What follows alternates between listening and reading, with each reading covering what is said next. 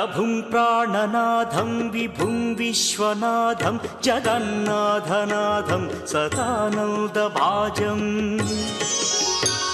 भवद्भव्यभूतेश्वरं भूतनाथं शिवं शङ्करं शम्भुमीशानमीडे गळेरुण्डमालं तनौ सर्पजालं महाकालकालं गणेशाधिपालम्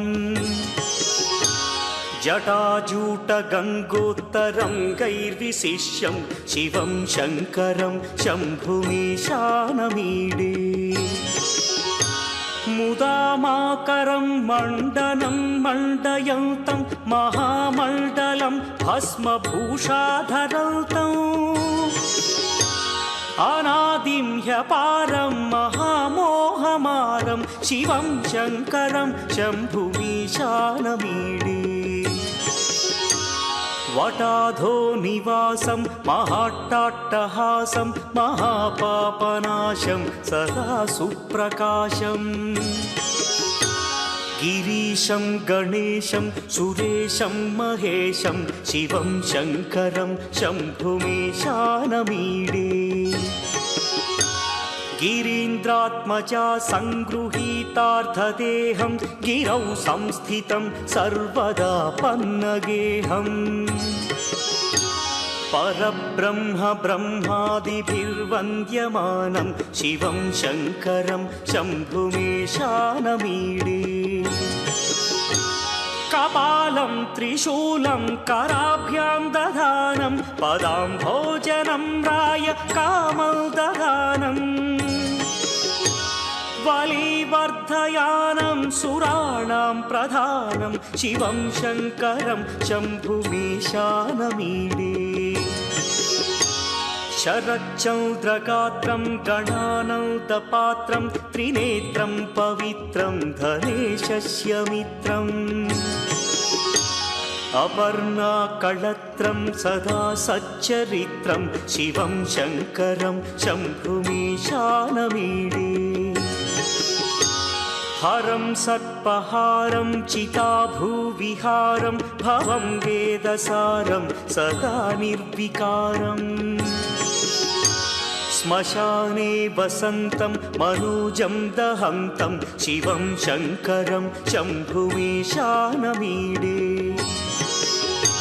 स्वयं यः प्रभाते नरशूलपाणे पठे स्तोत्ररत्नं द्विह प्राप्य रत्नम् सुपुत्रं सुधान्यं सुमित्रं कळत्रं विचित्रैः समाराध्य मोक्षं प्रयाति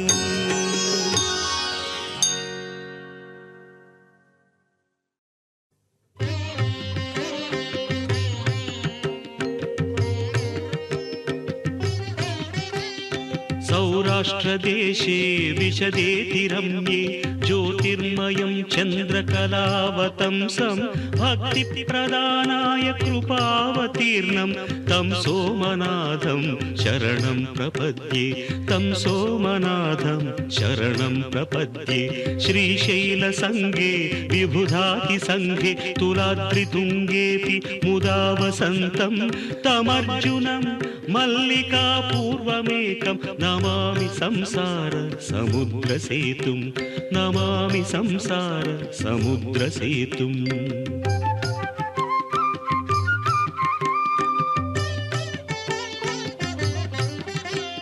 अवन्तिकायां विहितावतारं मुक्तिप्रदानाय च सज्जनानाम् अकालमृत्योः परिरक्षणार्थं वन्दे महाकाल महासुरेशं वन्दे महाकाल महासुरेशं कावेरिका नर्मदयोः पवित्रे समागमे सज्जनतारणाय सदैव मान्धाद्रिपुरे वसन्तम् ओङ्कारमीशं शिवमेकमीडे ओङ्कारमीशं शिवमेकमीडे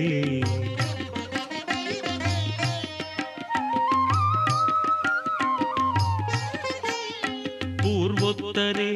प्रज्वलिकानिधाने सदा वसन्तं गिरिजासमेतं सुरासुराराधितपादपद्मं श्रीवैद्यनाथं तमहं नमामि श्रीवैद्यनाथं तमहं नमामि याम्ये सदङ्गे नगरेति रम्ये विभूषिताङ्गं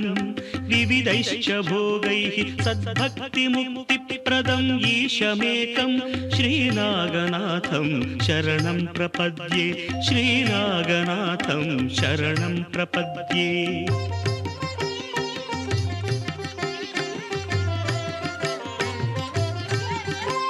महाद्रिपार्श्वे च तटे रमन्तं सम्पूज्यमानं सततं मुनीन्द्रैः सुरासुरैर्यक्ष महोरगाद्यैः केदारमीशं शिवमेकमीडे केदारमीशं शिवमेकमीडे सह्याद्रिशीर्षे विमले वसन्तं गोदावरीतीरपवित्रदेशे यद्दर्शनात् पातकम् आशुनाशं प्रयाति तं त्र्यम्बकम् ईशमीडे प्रयाति तं त्र्यम्बकम् ईशमीडे।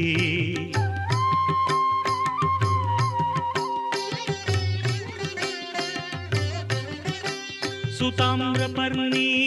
जलराशियोगे निबध्य सेतुं विशिखैरसङ्ख्यै श्रीरामचन्द्रेण समर्पितं तं रामेश्वराख्यं नियतं नमामि रामेश्वराख्यं नियतं नमामि। यं डाकिनी शाकिनिका समाजैः निषेव्यमानं पिशिताशनैश्च सदैव भीमादि पदप्रसिद्धं तं शङ्करं भक्तहितं नमामि तं शङ्करं भक्तहितं नमामि।